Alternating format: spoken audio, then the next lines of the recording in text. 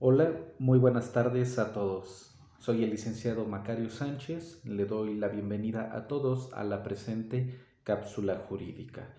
En este caso voy a hablar sobre una acción muy peculiar. Es muy regular que se realice en los juzgados juicios de este tipo para poder regularizar bienes inmuebles.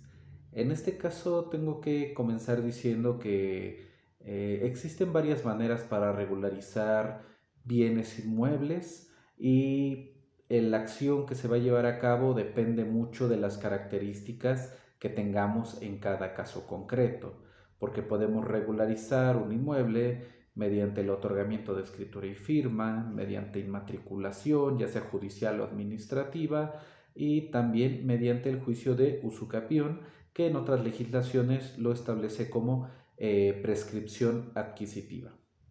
En este caso voy a hablar de la usucapión y así me voy a referir a ella durante todo este video, pero como lo comenté, es la misma, es análoga a la prescripción adquisitiva. Bueno, en este video vamos a tratar sobre los elementos que se tienen que acreditar para que sea procedente y resulte favorable el juicio de usucapión. En este contexto, déjenme decirles que el juicio de usucapión o la acción de usucapión es una acción real. ¿Por qué es una acción real? Porque va sobre un bien inmueble, no sobre una persona específica. Por lo tanto, va a ser competente el juez del lugar donde se encuentre dicho bien inmueble. Aunque en el contrato se haya establecido que se someten a otra competencia, eso es para efectos del cumplimiento de cualquier obligación personal que tengan entre las partes, mas no así para regularizar el bien inmueble. Lo reitero, el juez competente es donde se encuentra el bien inmueble. En este caso se trata de un juez civil el que va a conocer de la acción de usucapión. Como pequeño paréntesis, comento que en el Estado de México la acción de usucapión puede ser por dos vías: la vía ordinaria, y existe un procedimiento especial sobre juicio sumario de usucapión. ¿Cuál es la diferencia? El juicio sumario de usucapión es más rápido y el otro, el juicio ordinario, es un poco más tardado porque sus etapas se dividen un poco más, y en el juicio sumario pues solamente es una audiencia en donde se desahogan las pruebas y los plazos son menores. Pero ya en otros videos hablaré sobre cómo es el procedimiento ordinario civil y cómo es el procedimiento especial del juicio sumario de usucapión.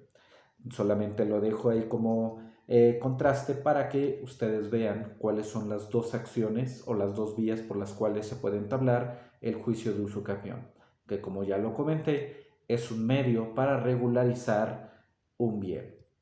Ahora, la legislación y diversos autores establecen que la usucapión es un medio para adquirir la propiedad de los bienes mediante el tiempo y con las condiciones que establece la misma legislación. Ahora, los elementos para acreditar el juicio de usucapión es, primero, que la parte demandada aparezca como titular del bien en el registro público de la propiedad, o como se le denomina aquí en el Estado de México, en el Instituto de la Función Registral. Como segundo elemento, tenemos que debe de tenerse un justo título, es decir, una causa generadora de esa posesión. Y como tercer elemento, que esa posesión del segundo elemento sea de manera pacífica, continua, pública, en concepto de propietario, y ya sea por un lapso de 5 años si es de buena fe o de 10 años si es de mala fe. Esos son los tres elementos que tenemos que acreditar en el juicio de usucapión, ya sea por la vía ordinaria, ya sea por la vía especial, son los mismos requisitos. Ahora, por lo que es el primero de los requisitos, pues bueno, para poder nosotros demandar el juicio de usucapión, es necesario que el inmueble se encuentre inscrito en el Instituto de la Función Registral. Si no se encuentra inscrito, tenemos que proceder por un juicio distinto para regularizar dicho bien. O sea, el primer elemento es que la parte demandada se encuentre inscrita, es decir, que el bien sobre el cual pretendemos hacer el juicio de usucapión se encuentre a nombre del demandado. Pero ¿qué pasa en muchos de los casos? Vamos a poner un ejemplo. En el Instituto de la Función Registral aparece como propietario Juan Pérez, pero Juan Pérez no me vendió directamente a mí, sino me vendió Ricardo Solís, ¿no? Yo voy a entablar mi juicio en contra del titular registral porque así lo establece la legislación. Vamos a demandar al titular registral y también vamos a demandar, o sea, van a ser dos demandados, a la persona que directamente nos vendió. Se tiene que demandar a ambos, uno en su calidad de titular registral y otro como la persona que directamente nos vendió o nos transmitió la propiedad a nosotros. Este primer elemento, ¿cómo se puede acreditar? Pues bueno, para nosotros interponer el juicio de usucapión, el juzgado nos pide que exhibamos un certificado de inscripción. Ese certificado de inscripción va a detallar la denominación del inmueble, medidas, colindancias, superficie y a nombre de quien se encuentre inscrito.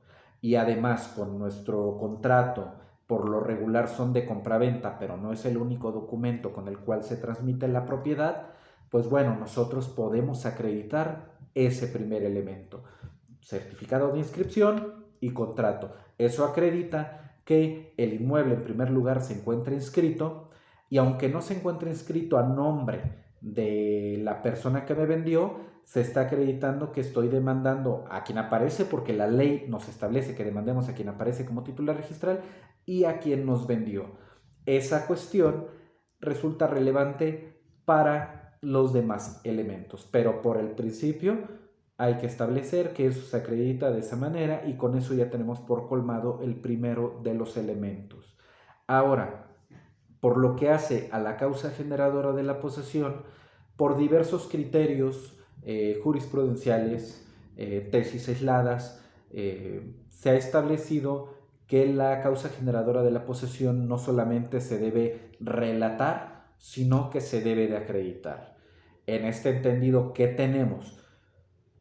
Si nosotros tenemos un contrato, nosotros tenemos que tomar las previsiones necesarias para establecer que la persona que nos vendió tenía el derecho de vender o tenía esa facultad de vender, que era la persona que se ostentaba como el poseedor de ese bien que nosotros estamos adquiriendo, ya sea por compraventa, por donación o cualquier otro contrato que transmita la propiedad.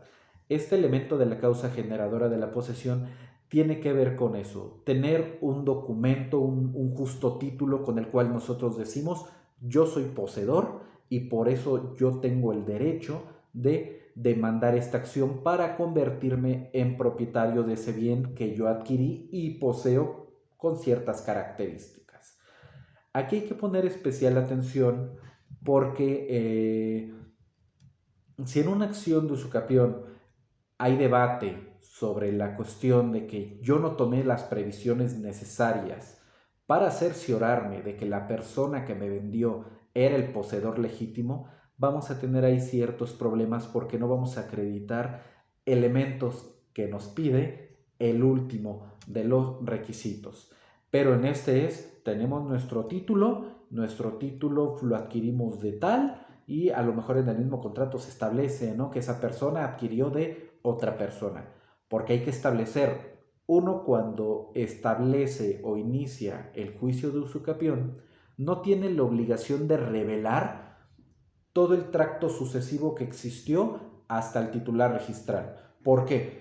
porque a lo mejor el titular registral fue uno, pero ahí hubo varias operaciones de compraventa que yo estoy imposibilitado para acreditar. Yo solamente tengo que acreditar que me cercioré o tuve esa diligencia en comprobar de que la persona que me vende tenía la facultad y el derecho de vender, que era la persona que se ostentaba como legítimo poseedor. Es lo que yo tengo. Si el juzgado me pide acreditar los demás contratos, pues bueno, aquí estamos frente a algo llamado la prueba diabólica. Es decir, yo nunca voy a poder acreditar todo ese tracto sucesivo hasta nuestra compraventa. Pero sí tengo yo que acreditar para la buena fe que tuve esa previsión necesaria para saber que era la persona que me vendió apta para enajenar, digo, para vender el inmueble. Y ese segundo elemento se acredita más que nada con el contrato de compraventa o el contrato traslativo de dominio que tengamos como documento base de nuestra acción, que igualmente es evidente que se tiene que anexar a la demanda junto con el certificado de inscripción y algunos otros documentos, como un croquis de ubicación, fotografías de que yo he estado ahí, documentos, a lo mejor mi INE tiene ese domicilio desde hace bastantes años, documentos de la escuela donde venga esa dirección, todo documento donde se pueda presumir de que, mira, está esta dirección, pues es evidente que soy la persona que lo estaba poseyendo desde hace mucho tiempo. Se puede acreditar de muchas maneras. Ahora, ya que tenemos esos dos elementos acreditados, vamos con el tercer elemento.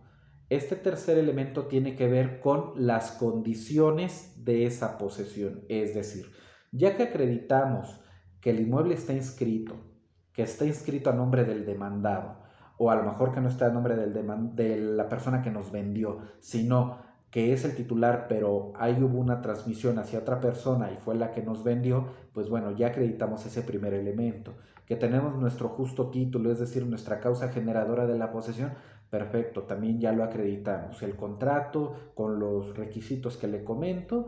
Y tercero, ya que tenemos esos dos elementos, ahora sí el juzgado dice, bueno, ya que me acreditaste estos dos elementos, voy a estudiar la calidad de tu posesión. Esto es, que nuestra posesión sea en concepto de propietario. ¿Esto qué quiere decir? Que bueno, que nosotros como compradores nos ostentamos como la única persona que tiene derecho a poseer ese inmueble y que frente a todo mundo, pues evidentemente tenemos esa calidad de es mi bien, es mi propiedad. Ahora, el segundo elemento, de manera pacífica. De manera pacífica, más que nada, no quiere decir que pues, estés en la posesión y que siempre estés tranquilo y que no hagas fiestas, no hagas nada, no. La cuestión de pacífica se refiere a que nosotros entramos en posesión de ese bien de manera tranquila. Es decir, no hubo violencia, no hubo ningún acto de despojo, de desposesión, sino que, por ejemplo, con nuestro mismo contrato de compraventa o nuestro contrato traslativo, nosotros vamos a acreditar que entramos de manera pacífica. ¿Por qué? Porque hubo un acto jurídico válido por medio del cual nosotros entramos a poseer y eso da el carácter de que entramos de manera pacífica. Ahora, de manera continua, que es el tercero de los elementos de las cualidades de la posesión, bueno, de manera continua se refiere a que nuestra posesión no ha sido interrumpida de ninguna manera. A lo mejor que no ha habido ninguna disputa con alguna otra persona respecto del bien mediante algún juicio, que toda mi posesión yo la he tenido de manera real, de manera sin lugar a dudas. Y eso, bueno, eso se presume porque evidentemente nosotros vamos a decir, he tenido mi posesión de manera ininterrumpida. La persona demandada es la que puede decir, no es cierto, si ha interrumpido su posesión, pues bueno, aquí la cuestión es de que pues la parte contraria, si dice que se ha interrumpido, pues bueno, habrá que tratar de acreditar ellos eso. Y el otro de los elementos, como lo comenté, el primero es en concepto de propietario, de manera pacífica, de manera continua. El otro elemento es de manera pública. ¿Esto qué quiere decir? Que ante toda la sociedad, ante los vecinos, ante todo el medio, todo el entorno, me reconozcan como propietario, es decir, que yo soy la persona, que soy la que tiene la posesión y que tiene los derechos sobre ese inmueble. Soy la persona que adquirió ese bien y todo el mundo lo sabe. Todo el mundo dice, ah, él es el propietario. Eso es de manera pública. Públicamente yo soy el propietario, sin esconderme, sin ninguna cuestión, casi casi como decir, miren, vean, yo soy el que tengo la propiedad de este bien. Y bueno, tenemos el último de los elementos, que es el lapso de tiempo por el cual vamos a poseer el bien inmueble que pretendemos usufructuar. ¿Esto qué es? Si nosotros decimos mi posesión es de buena fe, son 5 años. Mi posesión es de mala fe, son 10 años los que tengo que tener previamente para poder hacer que se cumpla esa condición del lapso de tiempo que tenemos que cubrir. Ahora, la buena y mala fe versa sobre si el contrato que tenemos para acreditar nuestra posesión es con vicios o sin vicios. Si un documento, un contrato de compraventa tiene ciertos vicios como lo que comentaba, bueno, es que no me cercioré que la persona que me vendió era el legítimo poseedor, que era el que tenía el derecho para vender. Bueno, si yo pretendo hacer una usucapión en base a esa circunstancia, no podría ser una usucapión de buena fe, porque ahí hay un vicio, algo que vuelve al documento imperfecto, y esos vicios no son causas para extinguir un contrato. El contrato es válido y sigue siendo válido hasta que una autoridad no determine que el documento se anula o es inexistente.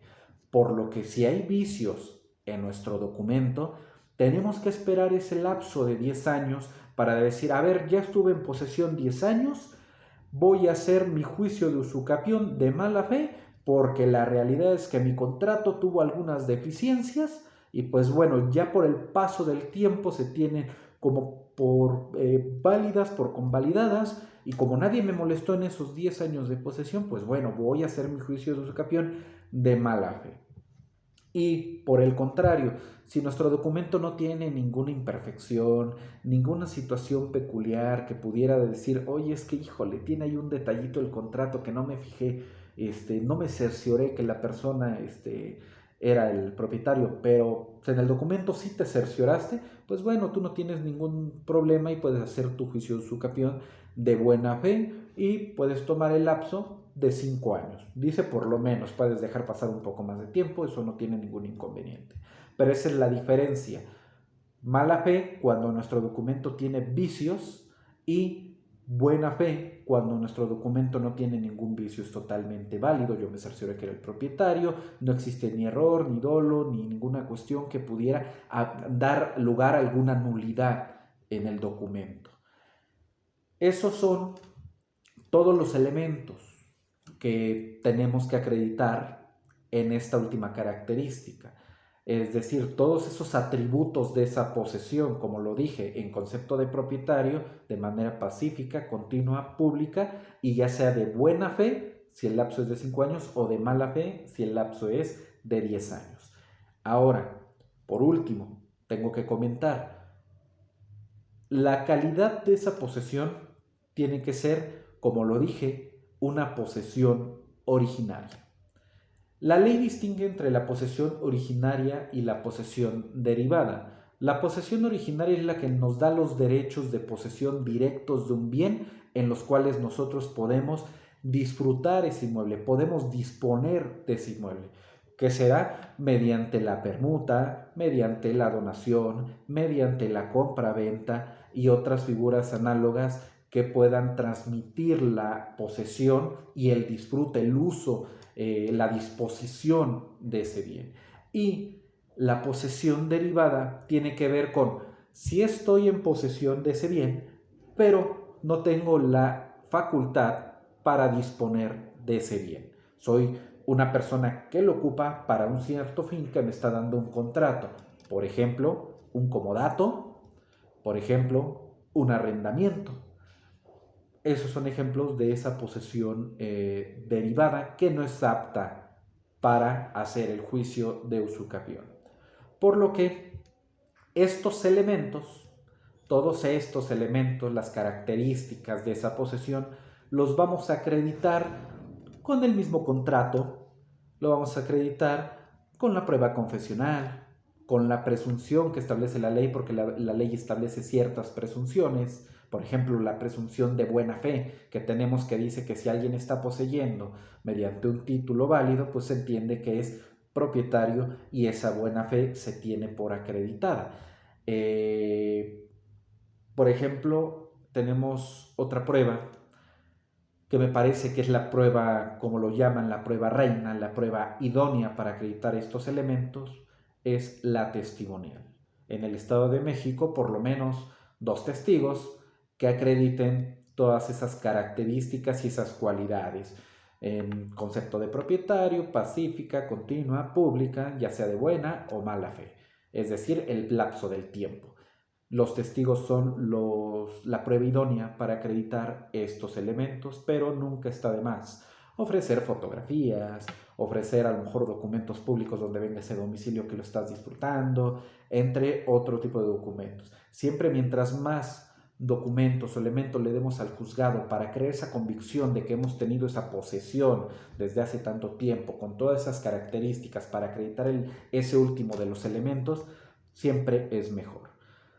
Pero bueno, una vez que nosotros acreditamos esos 3 elementos ante el juzgado, no cabe duda que tu sentencia saldrá favorable y lo que va a determinar la autoridad mediante sentencia es que de poseedor te has convertido en propietario de ese bien inmueble. Y ya como propietario, antes la legislación establecía que una vez dictada la sentencia, se pasaría ante notario. Evidentemente sabemos que los notarios cobran una cantidad más alta por hacer esos instrumentos públicos y por elevar a escritura pública nuestra sentencia, nuestro contrato. Pero hubo una reforma en la cual cambió esta situación y establecieron que la sentencia que se dicta en estos juicios de usucapión pasará directamente al registro público, en este caso en el Estado de México, el Instituto de la Función Registral. Evidentemente, previo pago de derechos y acreditar diversos trámites administrativos que se tienen que hacer, como traslado de dominio, clave y valor catastral, entre otros, para poder inscribir nuestro documento de manera eficaz, pero ya no tiene que pasar ante notario en ninguna de las 2 vías, ni en la vía ordinaria ni en la vía especial del juicio de usucapión. Y ya con esta sentencia, la sentencia en sí es la que tiene el carácter de escritura, es la que nos va a proteger como propietarios, ya no como poseedores, sino como propietarios. Sin embargo, siempre es bueno inscribir esas sentencias para que en el registro público, en el Instituto de la Función Registral, asienten que el propietario de este bien inmueble es tal persona porque mediante juicio de usucapión, llevado ante tal juzgado, tal expediente, acreditó convertirse en propietario. Y ya cuando alguien tramite un certificado de inscripción, certificado de libertad de gravamen, cualquier documento, va a aparecer el propietario es tal persona. Siempre es bueno inscribir porque el Instituto de la Función Registral lo que hace es dar publicidad a esos actos jurídicos. Si bien tenemos nuestra sentencia, pero el Instituto de la Función Registral no sabe que ya nos convertimos en propietario y la finalidad es proteger ese patrimonio frente a terceras personas que puedan tratar de decir es que no era el propietario o alguna cuestión. Tú proteges tu patrimonio con esa publicidad y con tu sentencia. Y bueno, estos son los elementos que se tienen que acreditar en el juicio de usucapión. Como lo comenté, ya en otros videos hablaré sobre cómo se desahoga el procedimiento en la vía ordinaria y cómo se desahoga el procedimiento en la vía sumaria respecto del juicio de usucapión. Y como lo comenté, este solo es una de las maneras que tenemos para poder regularizar nuestros bienes y poder convertirnos en propietarios de los bienes que detentamos. Porque la usucapión no solamente procede contra inmuebles, sino contra bienes muebles. Pero esos son los lapsos más cortos, son prácticamente los mismos requisitos, pero se puede usucapiar también bienes muebles. Pero lo casual, lo que se hace en la gran mayoría de los casos, es hacer juicios de usucapión respecto de bienes inmuebles. Espero les haya gustado el presente video. Muchas gracias por todo el apoyo que me brindan. Y si tienen sugerencias de algún video, dudas, estoy a sus órdenes. Muchas gracias por ver este video y que todos pasen excelente tarde.